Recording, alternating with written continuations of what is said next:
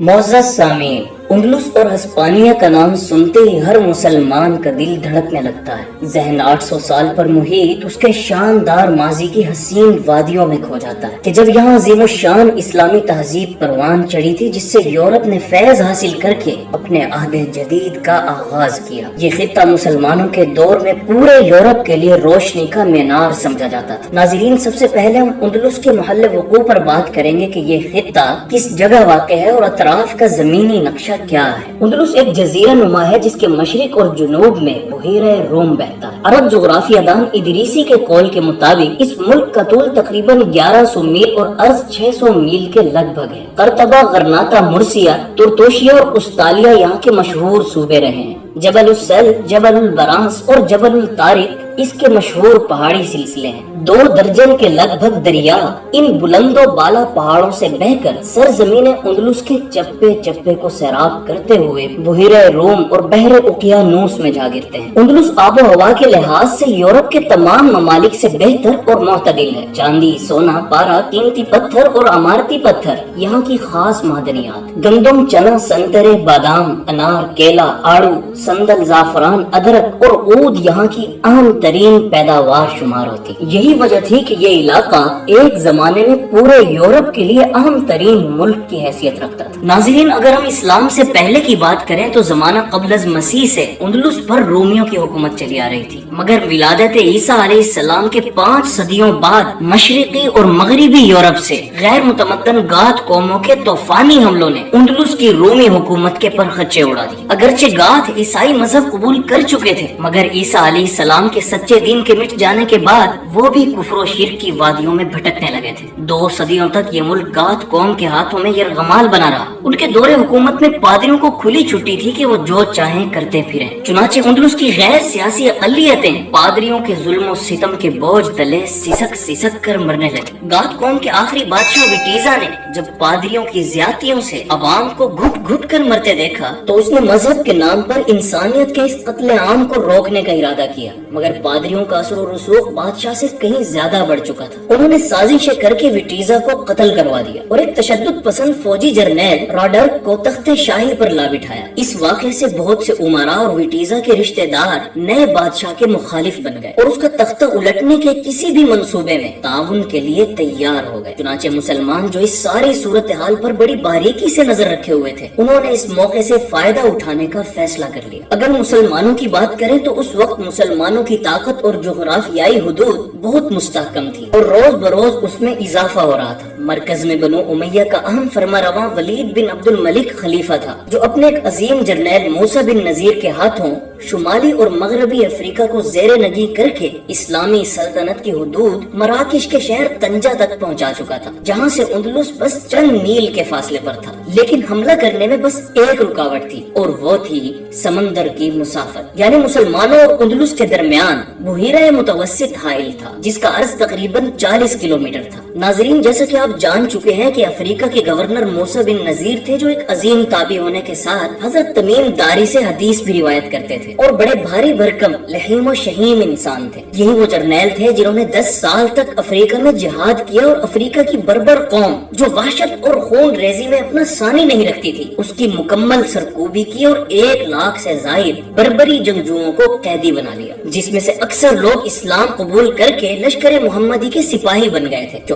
آگے چل کر اندلس کی فتح میں اہم کردار ادا کرنے والے تھے۔ انہی بربر غلاموں میں ایک ایسا غلام بھی تھا جس کے ہاتھوں کفر کے محلات میں زلزلہ برپا ہونے والا تھا اور اندلس کی فتح کا تاج اس کی پیشانی پر چمکنے والا تھا۔ اس غلام کو آج تاریخ طارق بن زیاد کے نام سے جانتی ہے۔ یہ ان عظیم جرنیلوں کی فہرست میں شامل ہیں جن کی قوت ایمانی، اولو العزمی اور جنگ آزمائی نے ساری دنیا سے داد شجاعت وصول کی۔ ان کا اصل تعلق تو افریقی بربر قبائل سے تھا، جو اسلام سے پہلے مار دھاڑ، قتل و غارت میں اپنا ثانی نہیں رکھتی تھی، مگر جب اسلام کی روشنی افریقہ کے گھنے جنگلات اور تپتے ہوئے صحراؤں تک پہنچی تو بربر قبائل اسلام کی فتوحات کا راول دستہ ثابت ہوئے۔ طارق بن زیاد کو موسیٰ بن نذیر نے آزاد کرنے کے بعد جب ان میں غیر معمولی صلاحیتوں کو دیکھا تو متاثر ہو کر مراکش کی فوجی چھاونی طنجہ کا حاکم مقرر کر دیا۔ اس چھاونی کے شمالی ساحل سے بحیرہ روم کے پار جنوبی اسپین کی بلند و بالا پہاڑوں کی چوٹیاں دور بین کے بغیر دیکھی جا سکتی تھی۔ 40 کلومیٹر کے لگ بھگ کا یہ سمندری فاصلہ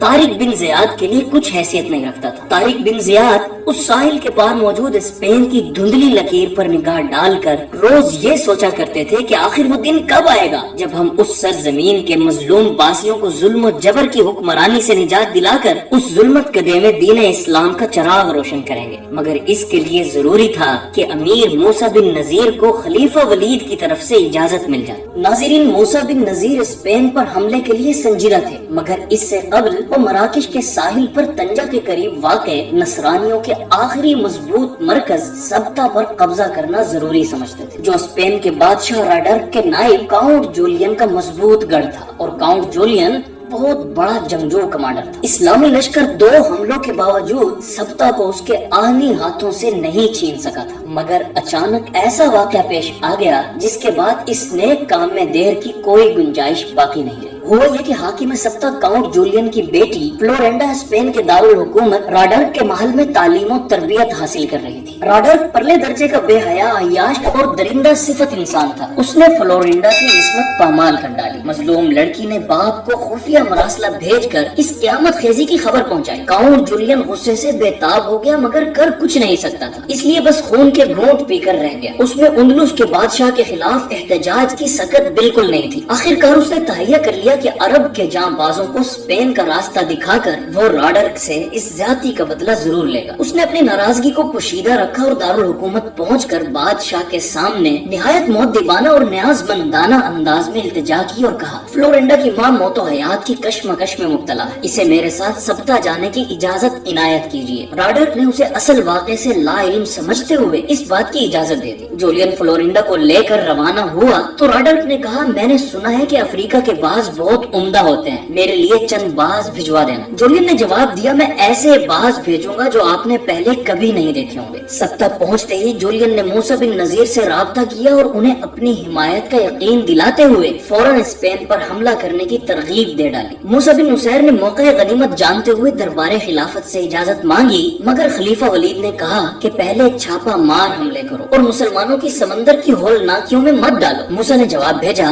یہ بڑا سمندر نہیں ہے، محض ایک خلیج ہے، اندلس کا ساحل بالکل سامنے دکھائی دیتا ہے۔ آخر ولید نے اس شرط پر اجازت دے دی کہ پہلے چھاپا مار حملہ کر کے دشمن کی طاقت دیکھ لی جائے۔ چنانچہ رمضان المبارک 92 ہجری 711 عیسوی میں موسیٰ بن نصیر نے اندلس کی فتح کے لیے طارق بن زیاد کا انتخاب کیا۔ طارق بن زیاد نے 300 عرب اور 6700 بربر سپاہیوں کے ساتھ کشتیوں پر سوار ہو کر اسپین کا رخ کیا، اور کاؤنٹ جولین جو بادشاہ کا نائب تھا اس سارے معاملے میں رہنمائی کے لیے مسلمانوں کے ساتھ تھا۔ راستے میں طارق بن زیاد کو خواب میں جناب رسول اللہ صلی اللہ علیہ وسلم کی زیارت ہوئی۔ دیکھا کہ آپ مہاجرین و انصار کی مسلح جماعت کے ساتھ تشریف فرمائے اور فرما رہے ہیں، اے طارق اسی شان سے قدم بڑھاتے رہو۔ پھر دیکھا کہ رسول اللہ صلی اللہ علیہ وسلم صحابہ کرام کے ساتھ اندلس میں داخل ہو رہے ہیں۔ طارق بن زیاد نے خواب میں خود کو اس مقدس جماعت کے پیچھے پیچھے اندلس میں داخل ہوتے دیکھا۔ مسلمانوں نے اس خواب کو ایک غیبی بشارت سمجھا، جس سے ان کا حوصلہ بلند تر اور عزم پختہ تر ہو گیا، اور انہوں نے اس خواب کو فتح کا پیش خیمہ تصور کر لیا۔ 5 رجب روز منگل کو اسلامی لشکر اندلس کے ساحل پر ایک فلک بوس پہاڑ کے سامنے لنگر انداز ہوا، اور یہی وہ پہاڑ ہے جو بعد میں جبل الطارق کے نام سے مشہور ہوا تھا۔ ناظرین، مشہور ہے کہ طارق بن زیاد نے اندلس کے ساحل پر لنگر انداز ہوتے ہی اپنے بحری بیڑے کو نظر آتش کر دیا تھا۔ ان کا مقصد صرف یہ تھا کہ ان کے سپاہیوں کے دلوں میں فرار کا کوئی وسوسہ نہ آنے پائے اور وہ فتح یا شہادت کے سوا کسی تیسری صورت کا تصور تک نہ کر سکے۔ ڈاکٹر علامہ اقبال مرحوم نے اس واقعے کو منظوم انداز میں یوں پیش کیا ہے، طارق چوں بھر کنارے اندلس سفینہ سو، گفتند کار تو یہ نگاہ فرد خطاس، خندید و دست خیش بشمشیر برد و گفت، ہر ملک ملک ماست کے ملک خدائے ماست۔ یعنی طارق بن زیاد نے جب اندلس کے ساحل پر اپنے سفینے جلا دیے تو لوگوں نے کہا، عقل کی نگاہ میں آپ کا یہ کام غلط ہے۔ طارق نے تلوار کے دستے پر ہاتھ رکھتے ہوئے ہنس کر کہا، ہر ملک ہمارا ملک ہے، اس لیے کہ وہ ہمارے پروردگار کا ملک ہے۔ ناظرین، مسلمانوں کی پیش قدمی کی اطلاع سے اندلس کے بادشاہ راڈرک کے اوسان خطا ہو گئے۔ اس کے لیے یہ خبر مزید پریشانی کا باعث بنی کہ اس فوج کی رہنمائی کاؤنٹ جولین کر رہا تھا جو کچھ عرصہ پہلے اس کا نائب تھا۔ राडर्क ने जब ये देखा तो फौज की आम भर्ती का ऐलान कर दिया। मजहब और वतन के नाम पर अपने बहुत से मुखालिफिन और गात खानदान के शहजादों को भी साथ मिला लिया और करतबा के दरियाए वादियुल कबीर के पार एक फौजी कैंप बनाकर 1 लाख का लश्कर तैयार कर लिया। तारिक बिन जियाद के पास उस वक्त सिर्फ 7,000 सिपाही थे। मराकिश में मूसा बिन नुसैर को पल पल की इत्तला मिल रही थी। दुश्मन की इतनी बड़ी जमीयत का हाल सुनकर उन्होंने तारिक के लिए 5,000 सिपाहियों की कमक रवाना की। यूं मुजाहिदीन की तादाद 12,000 हो गई। उंदलुस का बादशाह राडर्क अपने सिपाहियों के सैले बेकरां के साथ जुनूबी उंदलुस की तरफ तेजी से पेशकदमी करता हुआ दरियाए गोडालीड के दाएं किनारे तक आन पहुंचा। तारिक भी अपने मुजाहिदों के हमरा उस मकाम तक आ चुके थे। दोनों फौजें बाहर मुहीत के साहिल से लगभग 5-7 मील दूर ट्रेस की वादी में फरोकश हुई और जंग की तैयारियों को आखिरी शक्ल देने लगी। मुसलमानों से टक्कर लेने से कबल उनकी फौज का जायजा लेना जरूरी समझते हुए राडर्क ने अपने जासूसों को मुसलमानों के रूप में इस्लामी कैंप की तरफ रवाना किया। ये जासूस इस्लामी लश्कर में घूम फिर कर हालात का जायजा लेते रहे। उन्होंने जो कुछ देखा वो उनके लिए निहायत हौसला शिकन था। मुसलमानों के जोश और जज्बे से तमतमाए हुए चेहरों और वतन से दूरी के बावजूद उनके अंदाज़ो अतवार में इत्मीनान और बेखौफी की झलक ने उनके दिलों में मुजाहिदीन की हैबत बिठा दी। जासूसों ने वापस जाकर राडर्क से कहा,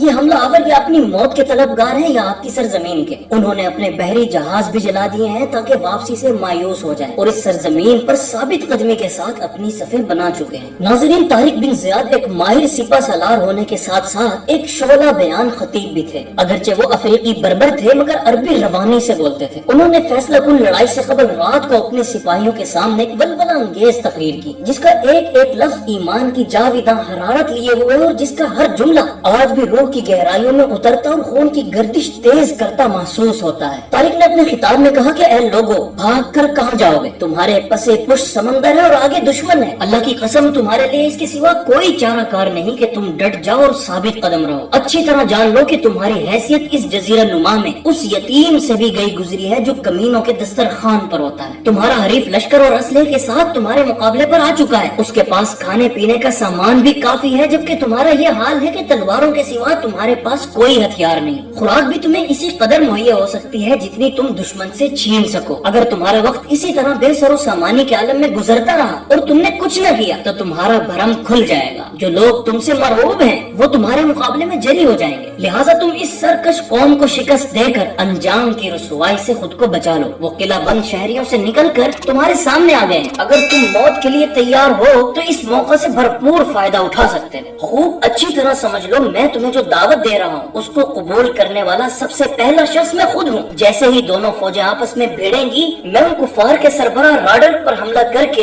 इंशाअल्लाह उसे कत्ल कर दूंगा। तुम भी मेरे साथ हमला आवर हो जाना। अगर मैं राडर्क को कत्ल करने के बाद शहीद हो गया तो तुम्हारा काम पूरा कर जाऊंगा। फिर तुम किसी बहादुर बेदार मग्ज आदमी को अपना अमीर बना लेना। और अगर मैं राडर्क को मारने से पहले शहीद हो गया तो तुम मेरे इस अज़म को पूरा कर देना और तुम खुद उस पर हमला आवर होना। यकीनन उसके कत्ल से इस जजीरा नुमा की फतह का मंसूबा कामयाब हो जाएगा, इसलिए कि उसके बाद दुश्मन मैदान छोड़कर भाग निकलेगा। यह रमजानुल मुबारक का महीना था और 27वीं शब थी। मुसलमान रात भर इबादत और रियाजत, जिक्र तिलावत और दुआओं में मशगूल रहे। तलवारें और खंजर तेज कर लिए गए, घोड़ों पर जीनें कस ली गयी। उफक पर सहर के आसार नमूदार हुए तो सरजमीने उंदलुस पर मुजाहिदीन की आज़ाने हवा के दोष पर दूर दूर तक सुनाई दे रही थी। नमाज फजर के बाद मुजाहिदीन इस्लाम मैदान जंग में सफारा हुए। ये 27 रमजानुल मुबारक 92 हिजरी 19 जुलाई 711 ईस्वी की तारीखी सुबह थी। नाज़रीन, यही वो यादगार दिन था जिसमें तारिक बिन जियाद के दिल से निकलने वाली दुआओं को इकबाल मरहूम के तखय्युल ने ज़बान बख्श कर इस शोरे आफाक नज़म में ढाल दिया। ये गाजी ये तेरे पुरस्रार बंदे जिन्हें तूने बख्शा है ज़ौक़े खुदाई,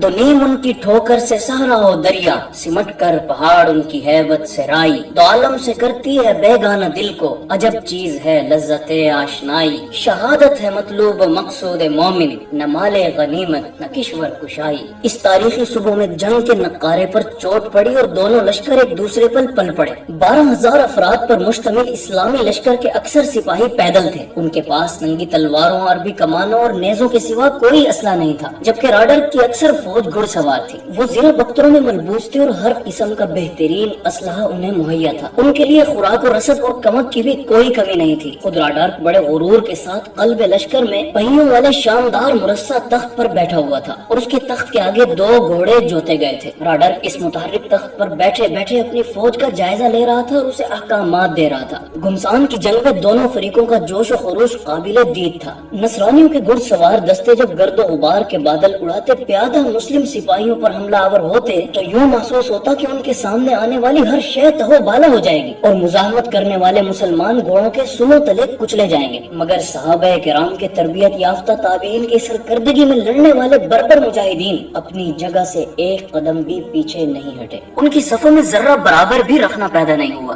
وہ حملہ آور گھڑ سواروں کو نیزوں کے انیوں اور تلواروں کی دھاروں پر رکھ لیتے اور ان کی بڑی تعداد کو خاک و خون میں لت پت کر کے بقیہ دشمنوں کو پیچھے ہٹ جانے پر مجبور کر دیتے۔ ناظرین، یہ یادگار جنگ 1-2 نہیں بلکہ پورے 8 روز تک بڑی شدت کے ساتھ لڑی جاتی رہی۔ شروع میں عیسائیوں کے حوصلے اپنی تعداد کی کثرت کے باعث بلند تھے۔ مجاہدین اسلام کی عددی کمی کو وہ اپنی فتح کا پیش خیمہ سمجھ رہے تھے، مگر چند روز کے خون ریز مارکوں نے نصرانیوں کو یہ یقین دلا دیا کہ ان کا مقابلہ ایک ایسی قوم سے ہے جس کو محض عددی اکثریت اور اسلحے کی برتری کی بنا پر شکست دینا ممکن نہیں۔ جنگ کے 8ویں روز 5 شوال کو دونوں فریق لڑتے لڑتے نڈھال ہو چکے تھے۔ البتہ مسلمانوں کے حوصلے بلند تھے اور ان کی روحانی قوت اور ایمانی جوش و جذبے میں کوئی فرق نہیں آیا تھا، جبکہ نصرانیوں کے نہ صرف کس بل نکل چکے تھے بلکہ ان کی ہمت بھی جواب دے چکی تھی۔ لڑائی کے دوران مجاہدین نے نصرانیوں میں کم ہمتی کے آثار محسوس کر کے ان کے دونوں بازوں پر چند جارحانہ حملے کر کے ان کی صفیں چیر دی اور انہیں پسپا ہونے پر مجبور کر دیا۔ لشکر کے دائیں اور بائیں حصے کی شکست کے باوجود راڈرک لشکر کے مرکزی دستے کو بڑی پامردی سے لڑاتا رہا۔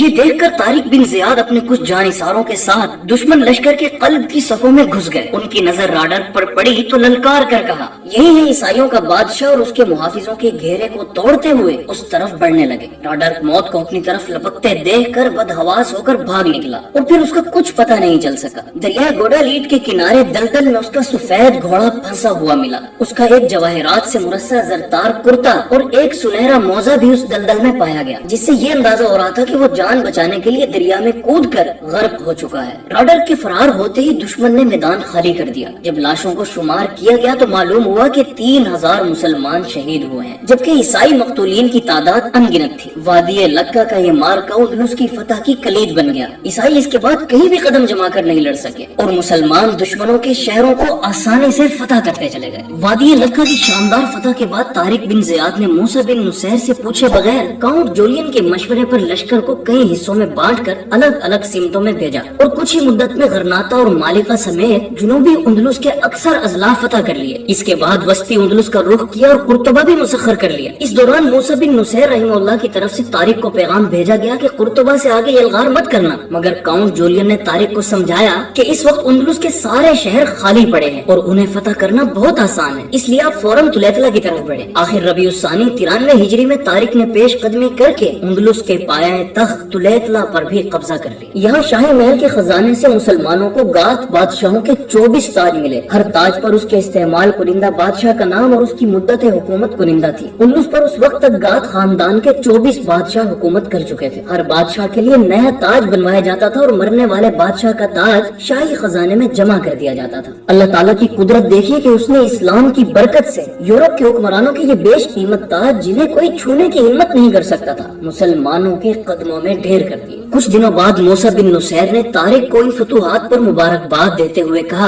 امیر المؤمنین ولید نے انعام کے طور پر تمہیں اندلس میں اپنا نائب منتخب کر لیا ہے، اب تم یہاں کی نعمتوں سے خوب لطف اندوز ہوتے رہو۔ مگر طارق نے کہا، اللہ کی قسم میں اس وقت تک نہیں رکوں گا جب تک بحر ظلمات پہنچ کر اپنا گھوڑا اس میں نہ ڈال۔ اسی بات کو بیان کرتے ہوئے علامہ اقبال مرحوم کہتے ہیں کہ دشت تو دشت ہے دریا بھی نہ چھوڑے ہم نے، بحر ظلمات میں دوڑا دیے گھوڑے۔